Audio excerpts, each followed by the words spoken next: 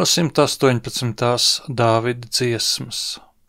Teiciet to Kungu, jo viņš ir labs, un viņa žēlastība paliek mūžīgi. Tā lai saka visi, kas bīstas to Kungu. Tiešām, viņa žēlastība paliek mūžīgi.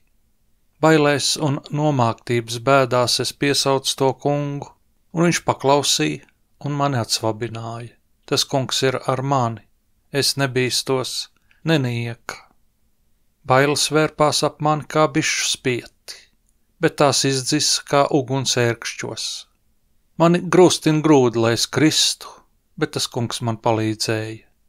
Tas Kungs ir mans stiprums un mana slavas dziesma, viņš ir mans glābējs.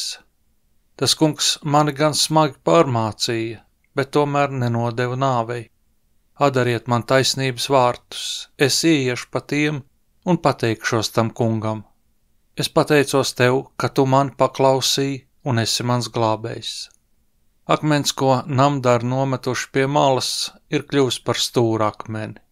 Tas ir tā Kunga darbs, un tas ir brīnums mūsu acīs. Šī ir tā diena, ko tas Kungs devis, priecāsimies un līksmosimies šinī dienā.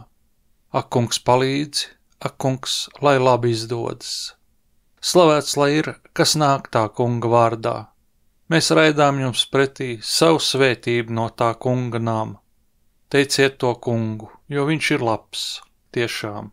Viņa žēlastība paliek mūžīgi. Āmen.